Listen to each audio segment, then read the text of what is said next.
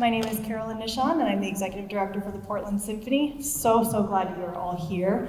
This is a very exciting evening for me to introduce just a little bit about myself and my experience with the PSO. I have been the Executive Director for 3.5 years now. I started with the Symphony about 11 years ago, but 3.5 years ago, my first task was to put together the search committee for the music director. So this is an incredible night celebrating a 3.5-year process, which is really something. We pulled together a team of musicians, staff, trustees, and community members that came together and with our strategic plan as a guide, put together the characteristics for what we were looking for our next music director. We put out an application to the world and got 240 applications from across the globe. We then began the process of narrowing down those applications to bring our finalists, 3 of them, and presented those finalists to all of you. It took 1.5 years to plan the season with them because we plan out so far in advance. They each came for a classical and a pops concert, and so many of you gave your feedback. The musicians gave their feedback. The search committee read every word of it, pages and pages, hundreds of pages of feedback, as we looked at all of that input and looked at our characteristics and our guiding principle of enriching lives through music. And so now, I am so thrilled to introduce our music director designate, Eckart Preu, who's going to announce his very first season, the 1920 season, to you all. So please join me in welcoming music director designate, Eckart Preu.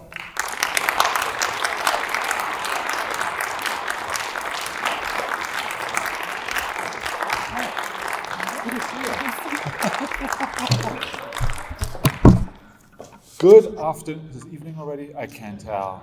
I think it's evening. Good evening and welcome. And thank you for coming and kind of learning a little bit more about what we have in store for you. I'm of course super excited to be here and to conduct this weekend. We have a great program this weekend. And so when I thought about, what can we do for next season? I think the most important thing for me as the incoming music director is to get to know the orchestra, to get to know the musicians. And there's a certain repertoire that lends itself better than others. In my opinion, that's Baroque music, that's classical music, it is Mozart, it is Haydn, it is Beethoven, it is Brahms, and Schubert, these pieces where it's not all bombast and it's all just big and brilliant. Where everybody is just playing, as loud as they can, as fast as they can, and but where you actually have time and you have to to get to the essence of the music to actually really talk about phrases and about sound and all these things that are really, really important so that we kind of can find a rapport. And so you will find that repertoire in abundance, but of course also enough big stuff. And blockbusters, don't worry about it. So our first, do you have any notes? Do you know what I'm going to talk about? No, you have no idea. That is great. It gives me so much power.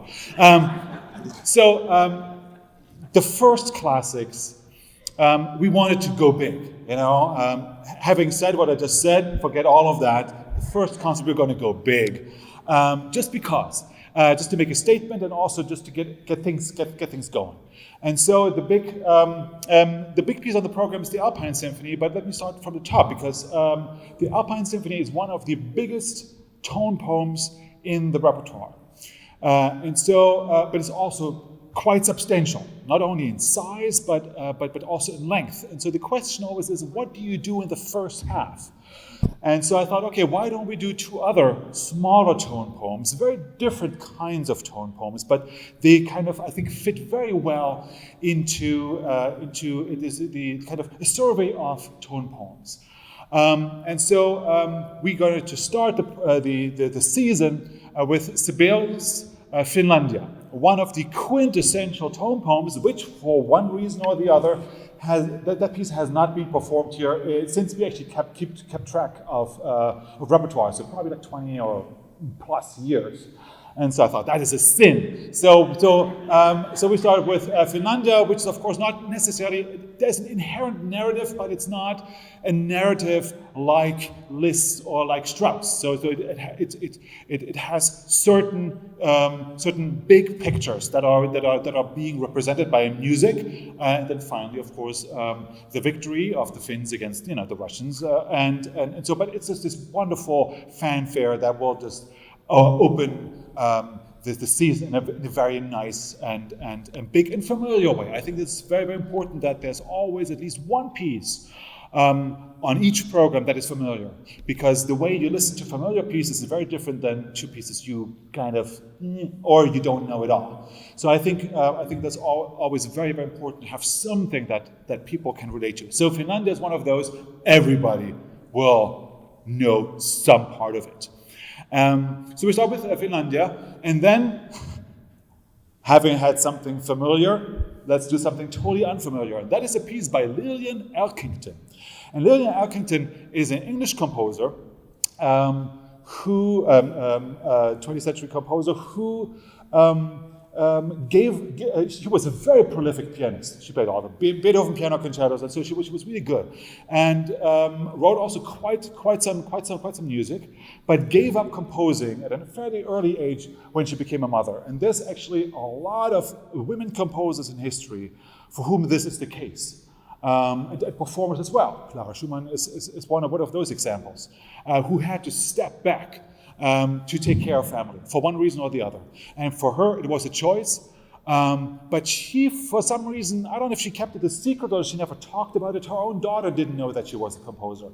And her pieces were just discovered fairly recently by chance by a musicologist from California who is from England in a second-hand store in some small English town. And he found these manuscripts in some box, and so for £2 or so, he got all these manuscripts. And there was three sonatas and a tone poem for large orchestra. And so I got the manuscript, and I have it performed twice, and it is the most atmospheric, wonderful, beautiful piece, which makes me always yearn for, what if she had kept composing? It's a piece called Out of the Mist. And it is about a flotilla of big warships after World War I coming back over the English Channel out of the mist, and then appearing and bringing back the body of the fallen soldier, unknown soldier, to Westminster Abbey. And so it starts very atmospheric and very, very, very beautiful, and then it just becomes bigger and bigger, and it's very majestic. It's very English. There's a little Elgar in there as well. But it's just absolutely gorgeous music. Very different than Sibelius, and also very different than the Alpine Symphony. And the Alpine Symphony is the big piece on the program, of course. It is, in lack of a better word, huge in any aspect. It's a humongous orchestra. We have a supersized string section. We have a supersized wind section in brass. There's Armglockens, which is kind of these cowbells, which are important in this piece. We have a wind machine, and then we have a thunder sheet. It's basically a big piece of metal that you shake, and then it sounds like thunder. And so this piece is a description of basically a kind of 12-hour hike or so. From dawn, from early dawn, up to the mountain, and then back down, and it ends at night. And all sorts of adventures on the way. I think that that there's an experience he had as a boy, Strauss had as a boy, where he did a hike like that, and then they got lost and got into a storm, and it was all disastrous. So that kind of narrative is there, and it lends itself to the most beautiful music ever written. It's like this is the summit, if you want, of tone poems, and it's also the last, I think, of the tone poems. And then kind of that kind of musical form became antiquated after that. But it's just the last big blossom of tone poems, and it's just wonderful. And I'm sure that you're going to love it, and the orchestra loves playing it, and it's a feast for a conductor as well. So that's the first classics in September, and in November we're kind of anticipating 2020, because 2020 is the 250th anniversary of Beethoven. And so there's going to be a lot of Beethoven. So we're going to get ahead of the Beethoven wave, but not playing a Beethoven symphony. That would be too simple. You've heard all these Beethoven symphonies in the last couple of years. What you have not heard is the Beethoven violin concerto, which is, of course, revolutionary in its own way. And this program is based on the idea of Beethoven and the revolutionary process of composing. So where he took the classical solo concerto, and not to diss Mozart or so, but the classical concerto, very often the orchestra has really just a minor role, an accompanying role. And it grew already, but Beethoven really broke through all that and anticipated all the romantic concertos by giving the orchestra a very, very important role, almost an equal almost to the soloist. So there's very extended periods where the soloist is not playing and the orchestra just makes a statement, and then all these dynamic interactions. So it's a whole new idea about the concerto form. Now, as we all know, with Beethoven writing his symphonies, he put everybody after him in a lot of trouble and self-searching. It's like, how do you compose a symphony after Beethoven? That's why Brahms, it took him forever. And some people just skirted, around it, like Mendelssohn or so. He just kept writing whatever he was writing. But most of the people really focused on Beethoven. And it's like, what do I do after Beethoven? And one of those was a contemporary of Beethoven. They lived in the same town. They might have met, even though that person I'm talking about never really mustered the courage to walk up to Beethoven and say, "Hi, I'm Franz." So I'm talking about Franz Schubert, who, with his C major symphony, also called the Great, kind of responded to the Beethoven challenge, if you want. In the YouTube age, that's the thing to do. I don't know if you follow all the challenges. No. It's good. It's a waste of time. But that was kind of the Beethoven challenge. And so Schubert wrote this big symphony that is as long as the big Beethoven symphonies and as ambitious, not only in size, but also in content, in emotional content. But Schubert comes from a very different angle. He was a songwriter. And so he brings this lyricism, still infuses it with drama, but he does something that in itself is revolutionary and then foreshadows romantic composers like Bruckner in the symphony, where it took me a while to understand that. It's like, to understand Schubert, you need to understand Bruckner and vice versa.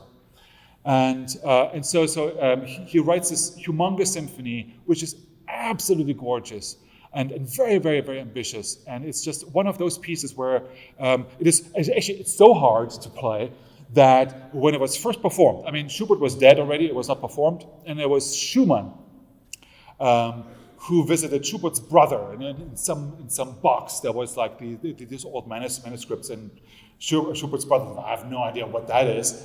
And Schumann gave it to Mendelssohn, who was the conductor of the Gewandhaus Orchestra in Leipzig, and they said, "No, we can't play this. It is ridiculous." And they played a little bit of it and then cut most of it out. And then Mendelssohn went to London, tried to do it there, and they said, "Nah, we're not going to do this. It's way too hard. It's ridiculous."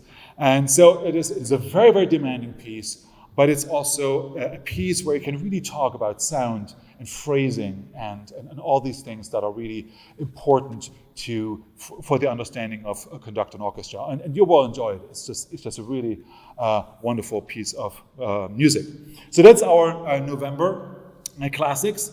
And then the new year, our new year, we're starting with a program that is a commission by Robin Holcomb, and is the American Composers Orchestra and the League of American Orchestras, who sponsors young composers. And there was a competition, and there were 3 winners.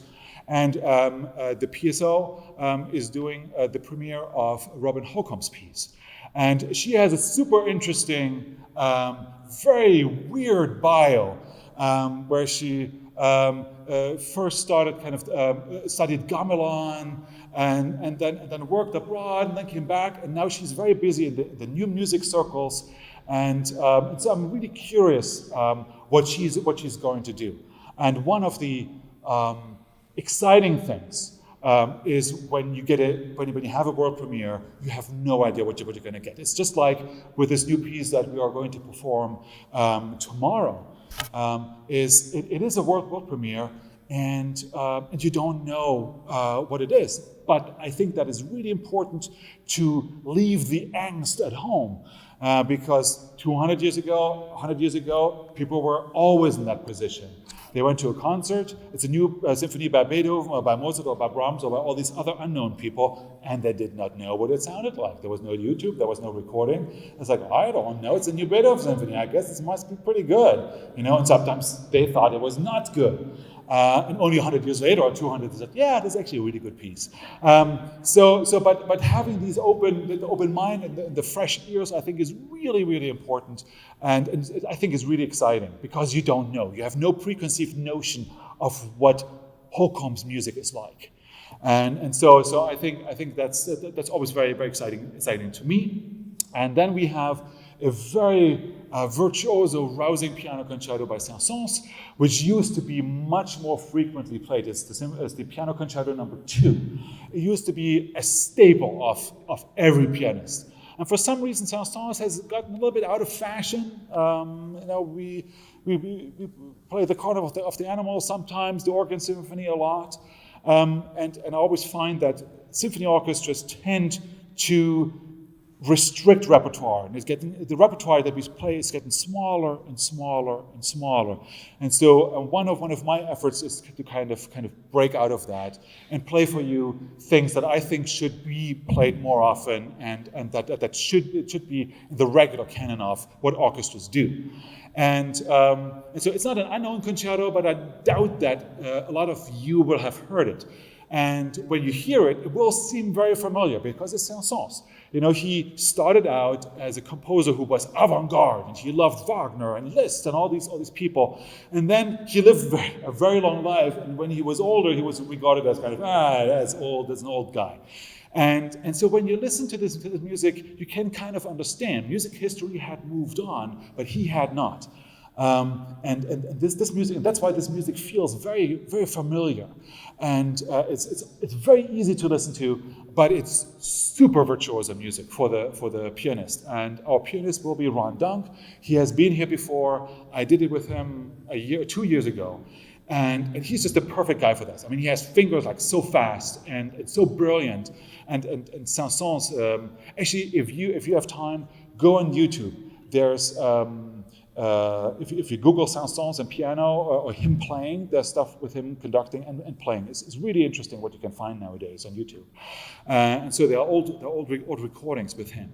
And so he was absolutely brilliant. And then the symphony on that program will be Tchaikovsky Symphony. And Tchaikovsky Symphony, there are basically for me 2 categories. Ones that you know and the ones that you don't know. And you don't know is 1, 2, 3, and the ones that are always played are 4, 5, and 6, which are all good, 4, 5, and 6, nothing against that. But they're very laden with his own personal biography and with own personal troubles that sometimes he can pull himself out, like in the 4th Symphony, also in the 5th Symphony, and 6th, not so much. But his first 3 symphonies, actually, there's some real treasures in there, and my favorite of those 3, number 1 is really good too. But number 2 is something, it's really a symphony. It's all the Tchaikovsky you need without all the personal baggage. And in addition to that, it's Tchaikovsky looking for Russian music. Like, how do you make, there was also the Mighty Five around, this group of Russian composers who was really trying to find Russian sounding music and getting away from all that German influence. And so Tchaikovsky did that too, and what he did here was that he used Ukrainian folk songs for 3 of the 4 movements. Hence the nickname Little Russian, because the nickname for Ukraine back then was Little Russia. And they didn't like it then, being part of Russia, and they don't like it now, so certain things just don't change. But it's a little Russian, and it's just absolutely wonderful and colorful music that sounds very Russian and very Tchaikovsky, and it's very brilliant, and it's very happy. It's Tchaikovsky as a happy guy, and you don't get that very often. So really enjoy it when you get it. And then in February we have a guest conductor, and his name is Aram Demirjan. And Aram is the music director in Knoxville. Does great things there. Is a great conductor, very innovative, very approachable, great communicator. And he is going to conduct Copland's Symphony No. 3. And it's always important to do American music, and we have more of American music on a different program. But Copland, as kind of the father of American music, and his masterpiece, besides of course the Appalachian Spring that everybody knows, is his Symphony number 3. And so I think it's a wonderful piece, and I'm very happy that we can do it here. But we're starting the program with French, because the first piece on that program was the Ravel Piano Concerto in G major. And so we thought, okay, how can we start the program? And then we started with something very familiar, which is French, and that is the Carmen Suites. So we start with Carmen Suites. Where are we here? Okay, here's the Carmen Suites, and then we have Ravel. Here we go. Thank you. Sometimes I skip back and forth because the reason for programming sometimes is not in the beginning piece, it's usually somewhere else. And then we do the Ravel Piano Concerto, which is, of course, magnificent. Ravel, everything he did is just absolutely colorful and brilliant and just absolutely mesmerizing.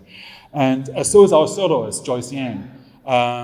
She is just one of the most musical, wonderful, younger pianists that I know of, and she is just an absolute pleasure to work with, and so we have Carmen Suite, Joyce Yang playing Ravel Piano Concerto, and then Copland Symphony No. 3, conducted by Aram Demirjan. So that's our February classics, and in March we switch gears a little bit. So in March, our concert is actually on March 15th, 2020. And all of you who are history buffs know that date and what it means. It is the bicentennial, the exact day of the bicentennial of Maine. Yeah, you can learn something at the symphony. Who would have known? Yeah, so... and so we wanted to kind of pay tribute to that date and celebrate Maine and America and American landscapes and Maine composers. And so I thought, okay, why don't we find a Maine composer? And yeah, there's silence here. Yes, there are actually quite a few. And the most prominent, I think, a name that you will all know, but for some reason he's kind of disappeared a little bit, is Walter Piston. Walter Piston, from Italian heritage, his grandfather was a sailor, and it was Pistone. And when they came over, they dropped the E, and that was his Piston. And so Walter Piston was a Maine composer, and he was very prolific. He did a lot of different musics. And I was trying to find a piece that would be not easy listening, but something that is more approachable. And I found this ballet suite called The Incredible Flutist, and which is a ballet that was commissioned by Arthur Fiedler in the Boston Pops. And it is a wonderful, entertaining, colorful piece with a narrative of a circus going to some southern town, a sleepy southern town probably, and wreaking havoc down there. And there's the incredible flutist who charms all.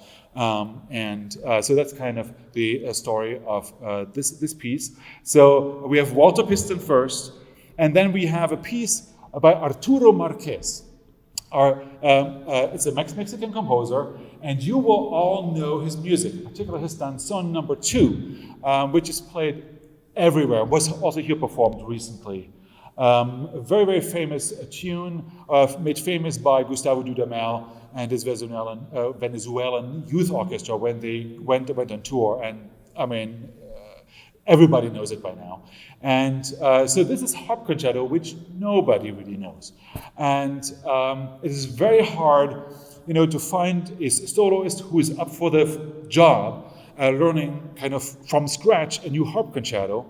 I did it 10 years ago in Chile, and it was just an absolute pleasure doing this piece. And his father was a mariachi musician. And his grandfather was also into Mexican folk music, and so he grew up with this Mexican music, and it's still there. So it's a little bit hidden, but there's always this underlying rhythm, and it's always very charming, and it's very colorful. And so we are very happy that our own harpist Ina Zdorowecki agreed to learn this part, and she is a wonderful harpist. You will hear her tomorrow during the concert. Frequently, both during Tchaikovsky and also during the Rimsky-Korsakov to Sharon Shahzad. And she has a beautiful sound, is a wonderful musician. And I'm really looking forward to doing this piece with her. And it's always great. There's so many great musicians in this orchestra, and it's always nice when we can actually pull them out of the orchestra and put them up front and present to you the high quality of musicians that we actually have. And then, after intermission, we go back to our American theme. And I thought, okay, what can we do to celebrate America? And I thought, America is so full of wonderful places and landscapes, Maine being one of them. But so is the Grand Canyon. And so I thought, why don't we do the Grand Canyon Suite by Freddie Groffet? And this is a piece, again, that everybody played at some point. It was so frequently performed, and now it is really hard to actually listen to it live because it is right in the middle between pops and classical. It's too serious for pops, and it's too popsy for classical in many ways. And so, but it is so colorful, and it's almost kind of the American version of the Alpine Symphony, I find. It is so colorful, and it's big, and it's very hard to play actually. It sounds easy, but it's not easy to play at all. And it requires a really virtuoso orchestra. There are certain spots, if you don't know everything, many of you will know the whole thing. But there's on the Trail, of course, which is one of the quintessential American pieces. And there's some really interesting videos again when you check it out, because it was used for Philip Morris commercials and stuff. It's weird seeing that nowadays. Weird. Then of course there is the big storm. I think probably many composers tried their hands on storms. Strauss being one of them, and it's pretty wild there. But Groffet, his storm is even, I think, a little wilder than that. He was actually, the story goes that Groffet himself was somewhere caught in an outhouse when a storm hit. So that's kind of his impression. Maybe there was additional horror to it, being where he was and not getting out of it. And then, of course, there's the cloud burst at the end. It's just so much really, really great music there. And that is really just a celebration of the bicentennial and of America. And then we move on to April. Which is our British program. We call it Bravo Britain. And there's three storylines here. The first storyline is kind of a survey of English music, from the Baroque to the arguably greatest, Britain is not bad either, but one of the greatest British composers, and that is Edward Elgar. The other storyline is to kind of explore this almost 500-year-old English institution of the master of the king's music, or the queen's music, depending on. And so there's always an appointed person, mostly a composer, who is appointed to be the master of the king's music, and was required to do all sorts of things, among them also to compose music for, royal occasions. And then for me, there's a little storyline there. It's I can say it, nobody else is here. is like how the Germans saved English music, because there's 200 years in the 18th and 19th century where there's basically no major English composer. That's why Handel, Johann Christian Bach, Mendelssohn, Haydn, all these Germans, I mean, there was nobody else there. And so the English said, yeah, we have good music. And Handel actually became an English citizen.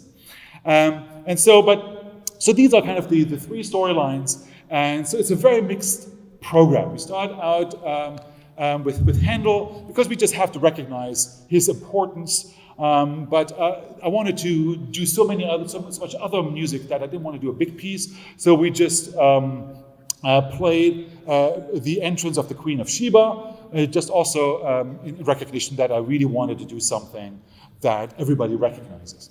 So this is the entrance of the Queen of Sheba. Then one of the major British Baroque composers is William Boyce. And his music sometimes is familiar. I think it was used on NPR at some point for some title music.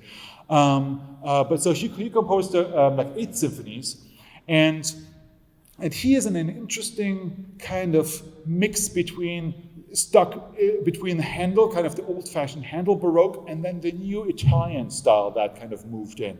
And so it's really interesting music to listen to. I think it's really good music. It's a lot of, it's in general, I find that regional orchestras like ours usually don't play enough Baroque music, so it's really important to really keep that alive and not just leave it to a couple of small groups who are specialized in Baroque music. I think it challenges you as a musician to do Baroque music. So we have William Boyce. Then, of course, we cannot skirt around Elgar, and Elgar's, one of his major pieces, of course, is his cello concerto, which he composed, is his last major piece, which he composed after the death of his wife, and his wife was his inspiration for many pieces, also for his famous Salut d'amour, for instance, which everybody knows. And then, that's I think why this cello concerto is so emotionally charged, and everybody knows the interpretation by Jacqueline du Pré in particular. And so we have a modern day Jacqueline du Pré. I'm promising maybe too much. There's no match, but she is just a wonderful, wonderful cellist, and that's Maja Bogdanovic. She is, I think, Serb, but she's definitely from Yugoslavia. Lived in France for a long time, moved now to Amsterdam, and she's gonna come and play the Elgar concerto. And then I want to do something a little bit contemporary, something funky. From time to time, you need to do that. You need to break out of the mold. And so many of you might know the TV series. I haven't even said anything yet. Downton Abbey. And John Lunn was the composer for that. And so there's a suite, actually, of the music from Downton Abbey, which is actually, interestingly enough, composed for kind of a 30-piece orchestra, for Baroque-sized orchestra, plus piano. And so it's very interesting music, and so I thought, let's just do a little bit contemporary kind of feel to it. It's actually not very contemporary music. And then, as kind of the highlight, I think, of the program, besides the Elgar, is and yet another German composer. My apologies, and that is Haydn, one of his London symphonies, and I think probably his crowning achievement. And that's the Symphony Number 104. It's also called the nickname the London. And it is just absolutely stunning. I mean, it's just from the first to the last note is one of the masterpieces in music history. I mean, everybody loves Mozart and Beethoven, and I think Haydn, in particular with this symphony, I mean, is right up there. Absolutely wonderful, wonderful music. And then we have May. How am I doing time-wise? I don't even know. Am I doing okay?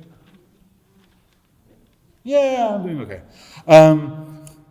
And then we are in May, and so we have a big choral piece on this program. I always love, I went to boys choir in Dresden for 8 years, between age 10 and 18, so choral music and the human voice, it's just so important to me, and I think all musicians in the orchestra are trying to imitate the human voice. I think that's the whole point.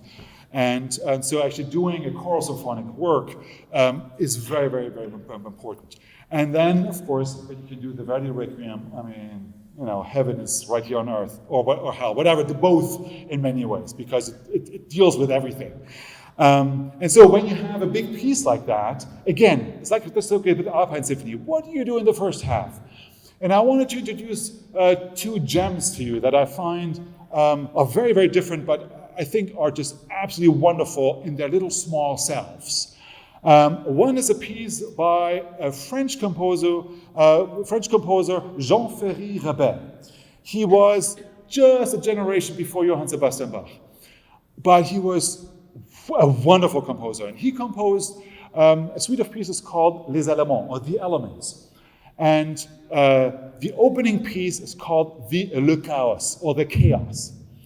And so when you have, many composers, again, have tried to portray the chaos. What does chaos sound like in Baroque times? And so Jean-Ferry he thought, let's make it really chaotic, and let's use all the notes in the scale, and let them all play at once. And so literally, there's like a tone cluster. He can be credited with being composing the first tone cluster in music history. It is stunning. And it's really, really thrilling hearing that from a composer that early on. Of course, he doesn't stick with it. It's not like, it's 12-tone music throughout. It's a Baroque composer. But with a very adventurous spirit, and this is absolutely thrilling music. And something I think very important to know. And the other piece that was intended to kind of lead us to the lyricism of Italian music and to Verdi, and that is the Albignoni Adagio, which is, of course, Albignoni's most famous piece, but unfortunately was not composed by Albignoni. I know, it's a bummer. Actually, it was composed by his biographer, Remo Giazzotto, who always claims I just arranged it, I just edited a little bit. Because he probably knew if it was the Giazzotto Adagio, nobody would care at all. But if it's Albignoni, it's like, all right, he has some credit there. And so basically, Albignoni was the biographer, Giazzotto was the biographer of Albignoni, and wrote his biography. And after the bombing of Dresden, a lot of things got destroyed in the State Library in Dresden. But occasionally, even nowadays, they find like some scrap of music paper, and there's some big new discovery. Just very recently, I think they discovered a new piece by Bach. And so there was a scrap of music paper, just 8 measures long, by Albignoni.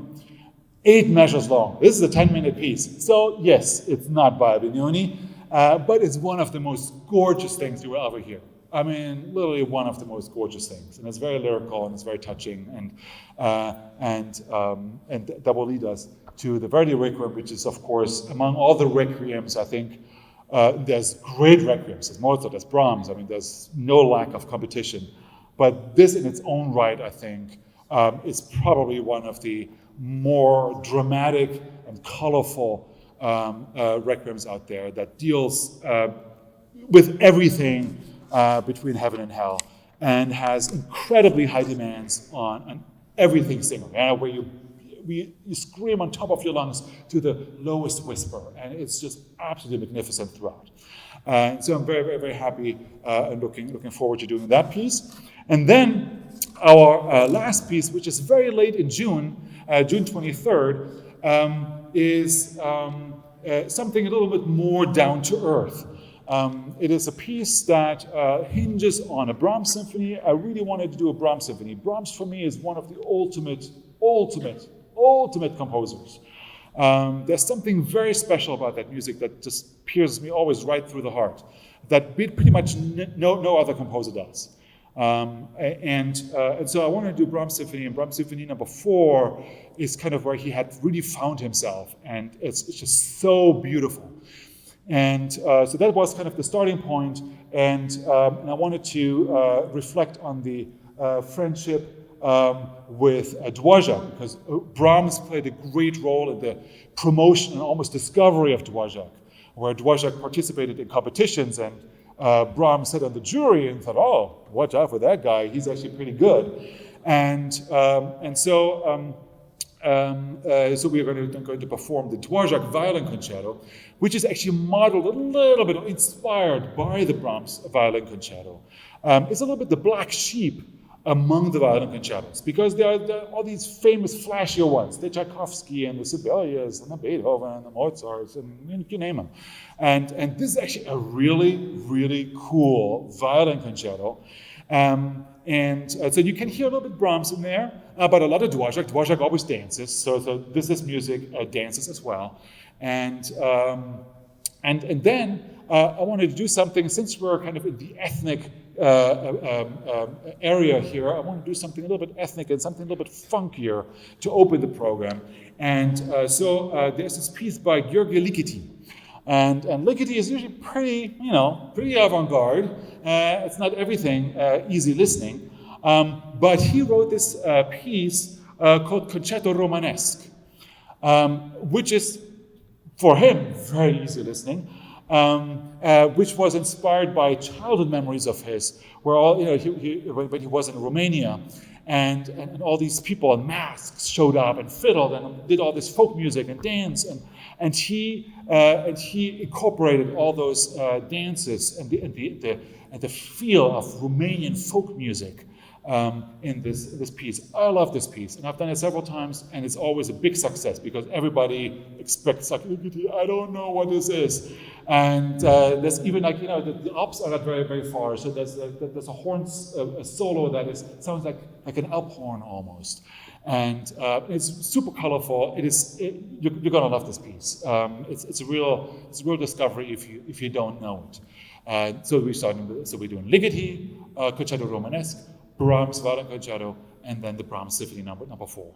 So that is going to be our last classics program of the season. I think we really cover 350, almost 400 years worth of music, which I think is really important. Yeah? You need to go to the Baroque, and then of course play also contemporary music to advance music history and to kind of take part in creating music history for the future, if you want. And so that is our classical series. And if you're into pops, we have 4 very, very different and exciting pops programs. And the first is the Beatles. I mean, the Beatles never get old. And that is it's called Revolution, the Beatles Symphonic Experience. And so there's this great composer and arranger, Jeff Tysick, and he writes really cool orchestra arrangements. And these are all, I think all of them are new arrangements. And they're basically 25 songs or more by the Beatles. And that includes the famous one that Penny Lane, All You Need Is Love, and Hey Jude, and all these things. And so it's going to be a real nice tribute to the Beatles. The next one is a tribute to Elvis, my favorite. I grew up with Elvis. Well, I was in East Germany, but they, for some reason, they always screened on West German TV, they screened these all old Elvis movies. I don't know if you know those, they are funky.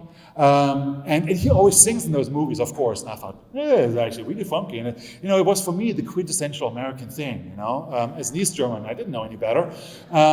And I really got to love Elvis. So I'm going to conduct this salute to Elvis. Really looking forward to that. I've never conducted Elvis before. And then we have the Queens of Soul.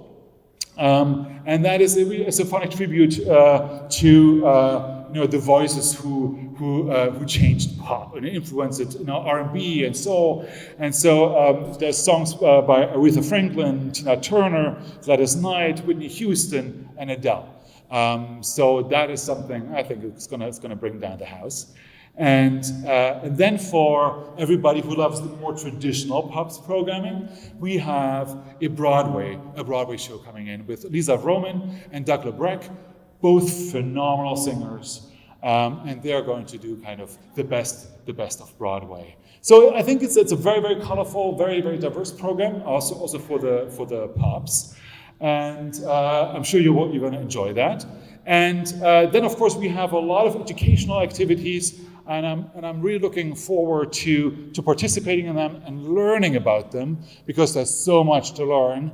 And so since I'm still learning, I thought I'd bring in the master actually to talk about them, because then I can listen and learn at the same time. And he's going to introduce our educational programs. Please welcome John Elliott, our Director of Education.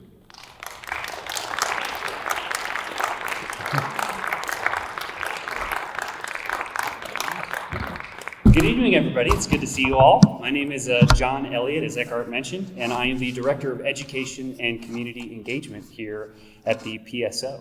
I'm really excited to be able to talk to you about all the great stuff that we have in store for our 2019-2020 season. And so let's get started with our Discovery Concert series. We're going to bring 3 fantastic performances to the stage next year for families with kids ages roughly 4 to 12. And we're going to get started in January. On January 12th, we will bring a sort of perennial favorite back to the Discovery Concert series with Peter and the Wolf. This is obviously, I think many of us in this room maybe know this story already, but we're really excited to say it's going to feature a collaboration with the Portland Ballet, who are going to bring sort of a new kind of color to the stage with us there. And that will be conducted by Eckart Preu. Must be some young upstart, so that'll be good. On March 8th, we will be bringing an all-new program to the Discovery Concert series called The Magic of Flight. So this show is really for all those kids that kind of have their heads in the clouds, like myself. I'm really excited about this program in particular. And it's really music about things that fly. So bumblebees and kites, brooms, magic carpets, dragons, all of those fun things there.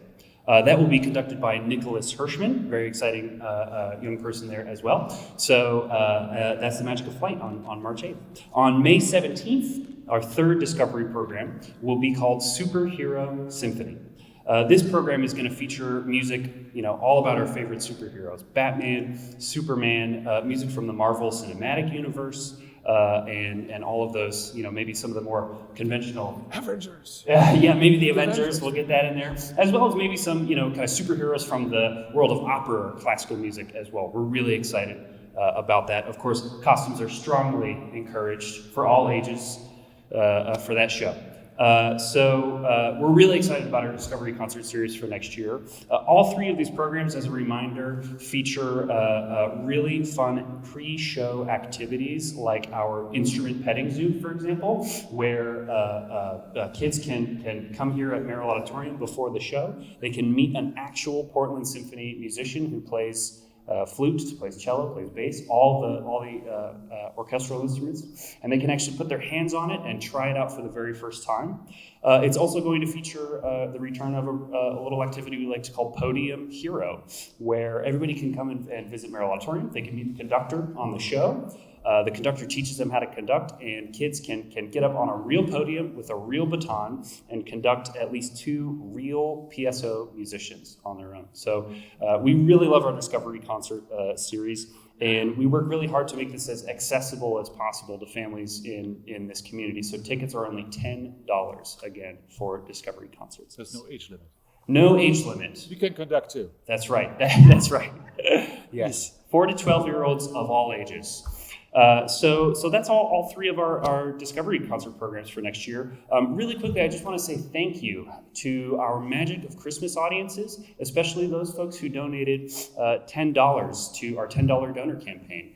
The proceeds from that campaign go to support this Discovery Concert program in particular, and thanks to their generosity this year, we were able to fund one of these concerts at least just through that campaign alone. So if you contributed to that program, you should be extremely proud of yourself, and thank you very much from the bottom of my heart. Yeah. That's great. So those are our 3 Discovery Concerts. In January, Peter and the Wolf. In March, The Magic of Flight. And in May, Superhero Symphony. Really quickly, I'd just like to share a few words about what else we have in store for our education and community programs next year.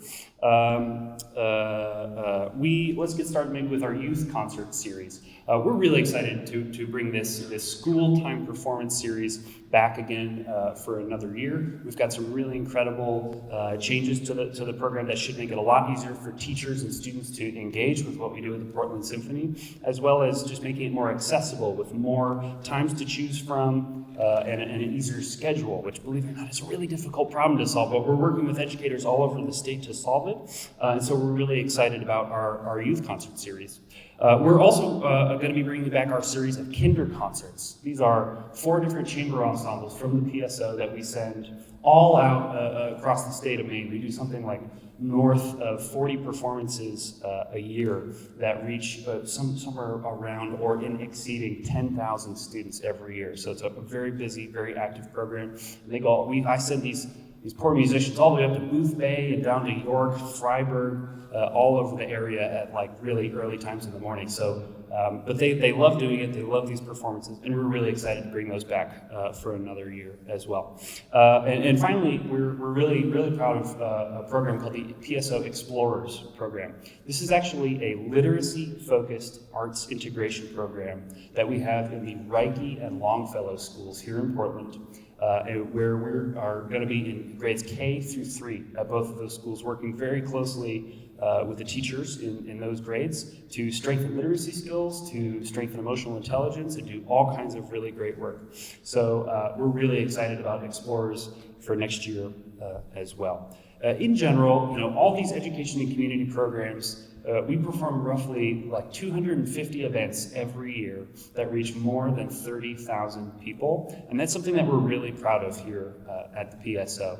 And we are working all the time to push both of those numbers higher and higher to make the PSO as accessible and life-changing as possible. So unless I'm forgetting something major. I forgot something. Oh, after you. I forgot something. And that is Magic of Christmas. Ah. Because I know it's a big deal. And so I'm very happy to conduct it. And so and I've started asking musicians and also people who sing in the chorus for ideas, what has worked, what has not worked, what would you like to see. I'm really very excited to be part of this very important tradition of the Portland area, and we're going to try to make it as magic as possible. That's the ultimate goal. It's high, but I'm going to try my best. So I'm really looking forward to doing that. That's great. And so thank you so much for being here. Thank you very much for your support, and see you very soon. Thank you. Thank you, John. Yeah, one quick thing, if you're looking to learn a little bit more about all the huge amount of information that you heard this evening, please feel free to visit portlandsymphony.org. All the information you heard is going to be up there very shortly, and if I'm not mistaken, subscriptions go on sale sometime tomorrow, so if you've got a big calendar planned, get on the phone, cancel those plans, because you are busy. Thank you so much for coming this evening.